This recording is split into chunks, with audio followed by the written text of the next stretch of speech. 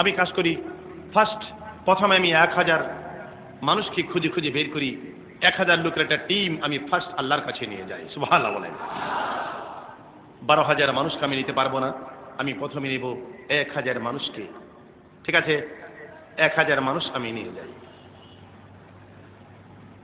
লোকটা মনে মনে ভাববে, হাসর মাঠে গিয়ে আমি মানুষ খুঁজবো, তালাশ করব। 1 নম্বরে খুঁজে বের করব আমার মা, জনম দুঃখিনী মা। হাসর মাঠে আমি যাব, 1 নম্বরে খুঁজবো আমার মা কই, আর আমার সোনার বাপ। একটা কথার জবাব দিন, মায়ের মতো বাবার মতো আপন দুনিয়াতে কেউ আছে কিনা জোরে বলে। আল্লাহর হাবিব ফরমান, উম্মতেরা রে, আমি রসুল বলে গেলাম, কোন সন্তান যদি তার মা বাবার চেহারা পানে মায়া করে তাকায়, মা জনম দুঃখিনী মা, সোনার বাবার চেহারা পানে যদি কোনো সন্তান মায়া করে নজর দে, নজরটা ফিরে এবার আগে আগে আল্লাহ এই সন্তানের জিন্দেগির তামাম গুনাহ মাফ করে দিবে। নবীজি ফরমান, উম্মতেরা রে,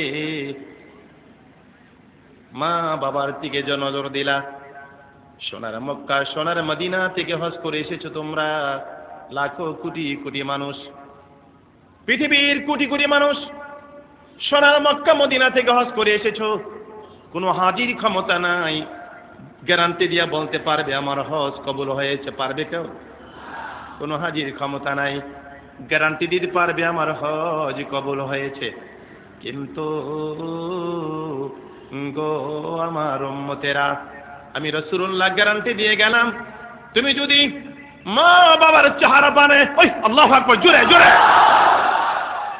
তুমি যদি মা বাবার চেহারা পানে মায়া করে নজর দাও, নজরটা ফিরে এবার আগে আল্লাহ তোমার কপালে কবুল হজের সব লিখে দিয়েছে। হুমানা রুকওয়া জান্নাতুকা, তোমার মা বাপ তোমার জান্নাত, তোমার মা বাপ তোমার জাহান্নাম। যুবক ভাইরা, যুবতী বোনেরা, পারবানি ওয়াদা দিতে, পারবানি প্রমিস করতে, আর কোনদিন এমন মা আর বাবার মনে দুঃখ দিবা না রে, ব্যথা দিবা না। বাপ মার সম্পর্ক কোন নামবো ইমান এখনো চশিরাস, কোন নামবো ইমান এখনো চশিরাস, হনু জমজম কশি রামদার জমিরাস, চোমা দরবার লবণ পস্তা নিহাদা, যে খুখারি শিকম শির দাদা। গাউসুল আজম আব্দুল কাদের জিলানী রহমাতুল্লাহ আলাইহি বলেন, পৃথিবীর মানুষেরা রে, রোজ হাসরে আল্লাহ যদি আমার হুকুম দেয়, গাউসুল আজম আব্দুল কাদের বেহেশতে যাও, আমার মা যদি ডাক দেয়, আব্দুল কাদের, বাবা কাদের, তুমি একটু দাঁড়াও, বেহেশতে ঢুকার আগে একটা কথা শোনো বাবা। বলেন মা, ও আব্দুল কাদের, তুমি যখন ছোট্ট ছিলা, আমি উঠান ঝাড়ু দিয়েছিলাম, আমার 2টা স্তন নিচের দিকে ঝুলিয়া ছিল, তুমি বাবা বাচ্চা মানুষ, দুধ থেকে আমার দুধের বোটা দেখে সহ্য করতে পারলা না, দর মেরে এসে তোমার মুখের ভিতরে আমার দুধের বোটাটা ঢুকাই দিলাম, আমি ধাক্কা দিয়ে দিলাম, এখন দুধ পান করবা না, ঝাড়ু দিলে পরে ঘরে গেলে দুধ পান করবা। দুধের বোটাটারে আব্দুল কাদের জিলানী তোমার মুখের ভিতর ঢুকাই ফেলছিলা, আমি চট করে ধাক্কা দিলাম, আমার দুধের বোটাটা তোমার ঠোঁটের মধ্যে লাগার কারণে একটু দুধ তোমার ঠোঁটের মধ্যে লাগলো, আমি মায়ের দুধ। কার দুধ? আমি মায়ের দুধ তোমার ঠোঁটে লাগলো, তুমি চলে গেলা, ঠোঁটে লাগা একটু দুধ তুমি জিহ্বা দিয়ে চেটে তুমি খেয়ে ফিরেছো রে আব্দুল কাদের জিলানী। বাবা গো, আল্লাহ তো হুকুম করেছে জান্নাতে যাবা, যাও, তবে ওই যে ধাক্কা দেওয়ার পরে একটু দুধ তোমার ঠোঁটে লাগার পরে জিহ্বা দিয়া দুধটা তুমি পেটের ভিতর ঢুকাই দিছিলা, ওই দুধের দাবিটা আদায় করে দিয়া তারপরে তুমি আল্লাহর জান্নাতে যাও। আব্দুল কাদের জিলানী রহমাতুল্লাহ আলাইহি বলে, দুনিয়ার মানুষেরা রে, মা যদি আমাকে বেহেশতের দরজায় এমন কথা দিয়ে আটকায়, আবার ক্ষমতা নাই মায়ের হকের জবাব দেওয়া। জোরে জোরে বলেন সুবহান। গফুরম হুব্বে দুলানি নকর দুনিয়া হায়া ফানি করেঙ্গে ফৈজ রুহানি আব্দুল কাদের জিলানি। আমি 1 নম্বরে আমার মা খুঁজব, 2 নম্বরে আমার বাপ শাশুড়ি শ্বশুর খুঁজে খুঁজে বের করব। আলমার ও মামান আহাব্বা, আমি এমন লোক আছে বাসার কাছের লোকের সঙ্গে একই বিল্ডিং এর থাকে, ওদের সাথে ভালোবাসা নাই, অন্য ডিস্ট্রিক্টের লোকের সাথে তার ভালোবাসা আছে, এরকম হয় কিনা বলেন? আমার নবীজি ফরমান আলমার ও মামান আহাব্বা, পৃথিবীতে যার সঙ্গে যার মায়া হবে তারই সঙ্গে তার হাসর হবে। লোকটার মনে পড়ে যাবে আমার খাতিরের লোকটা কে ছিল, আমার বন্ধুরা কে ছিল, কেন আমাকে আদর করত, কেন আমাকে বিপদে হেল্প করত, কেন আমার বিপদ আপদে এগিয়ে আসতো, তাদের কথা মনে পড়ে যাবে। 1000 মানুষকে ম্যানেজ করে আসবে আল্লাহর কাছে। আল্লাহ আল্লাহ, এ দেখো 1000 লোকের টিম এনেছি তোমার কাছে, আল্লাহ এদের মাফ করে দাও। আল্লাহ বলবেন তাহলে যাও যাও, আমি এদের মাফ করে দিলাম। দাঁড়াও দাঁড়াও, শুধু মাফ করে দিলাম তাই নয়, তুমি নেতৃত্ব দাও, নিজে এদের সাথে গিয়ে আমার বেহেশতের ভিতর এদেরকে ঢুকাই দিয়া তারপরে তুমি আবার ব্যাক করে আসো। চিৎকার করে বলেন সুবহান। আসবি ফিরে এসে বলবে আল্লাহ তোমার কাছে কিন্তু আরো 11,000 লোকের অধিকার পাওনা রইলাম। কয় হাজার?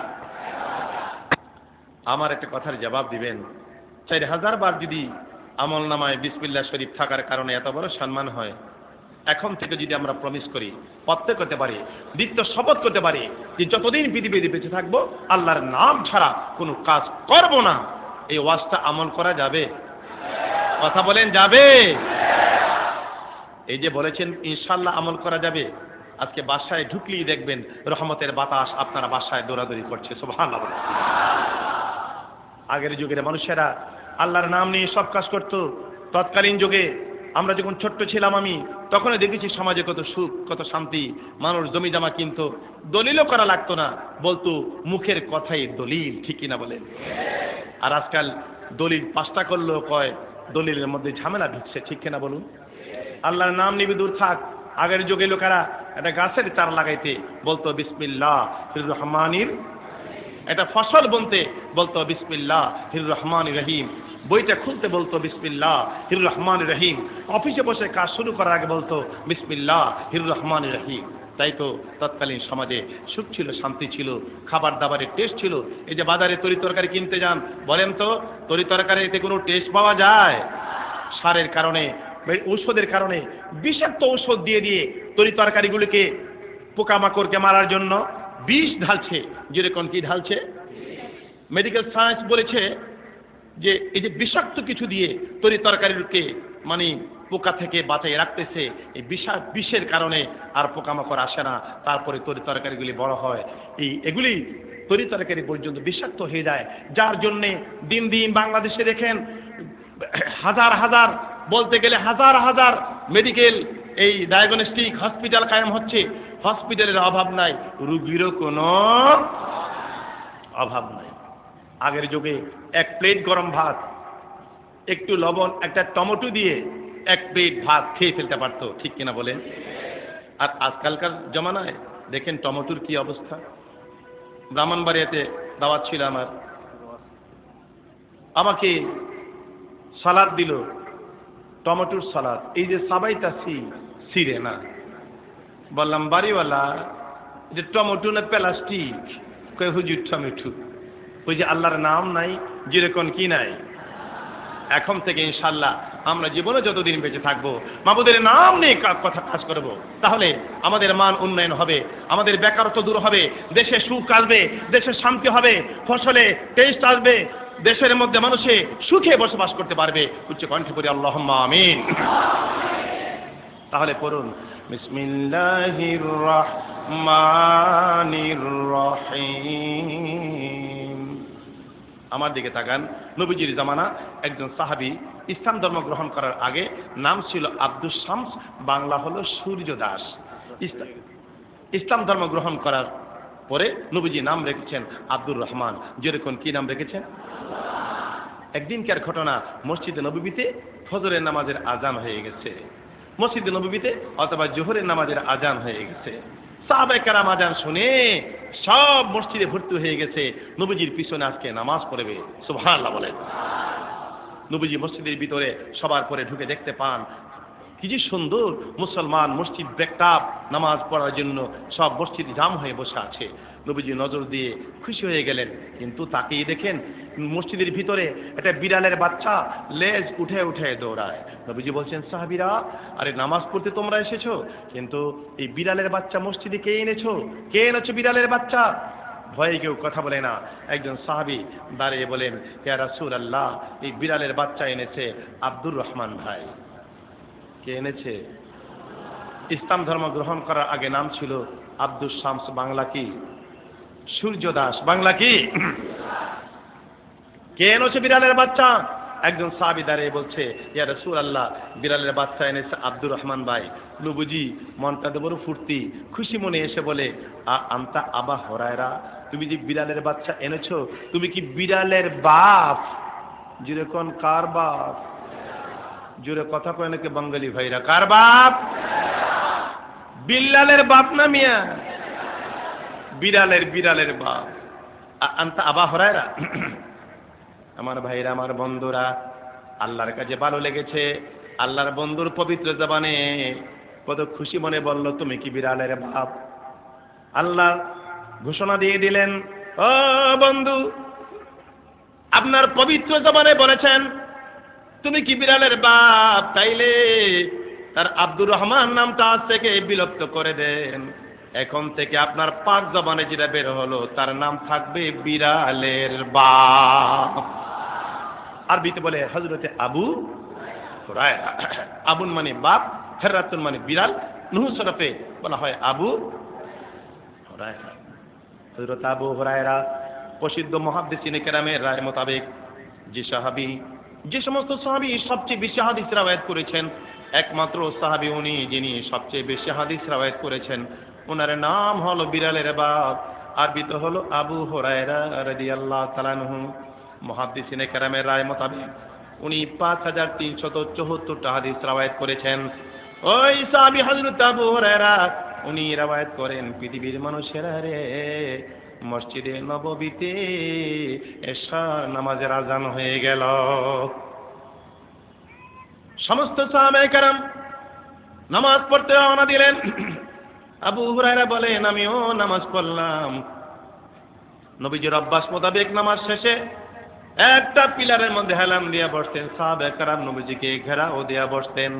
দিনের নবীর চেহারা মোবারক দেখে ওনাদের মনে শান্তি পেতে যার যার কথা বলে বিদায় নিয়ে গেল। আবু হুরায়রা বলেন, আমিও নবীজি থেকে বিদায় নিয়ে আসলাম, বাড়ি চলে যাব, হুজুর বিদায় দেন। যাও যাও। ও দুনিয়ার লোকেরা, বাড়িতে রওনা দিলাম।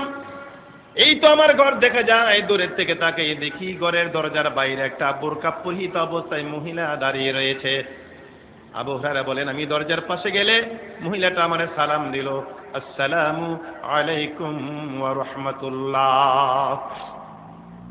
আবু হুরায়রা বলেন, মহিলার সালামের আওয়াজ শুনে বুঝলাম এটা যুবতী মেয়ে, এটা যুবতী। এর সাথে আর আমি কোনো কথা বললাম না। এত রাত একটা মহিলা সালাম দিল, সালামের আওয়াজ শুনে বুঝলাম যুবতী মেয়ে, তার সাথে কথা বললাম না। দরজা খুলে ঘরে ঢুকলাম, আমি শুইতে গেলাম বিছানার মধ্যে, কিন্তু আমার শোয়া নসিব হইল না। ওরা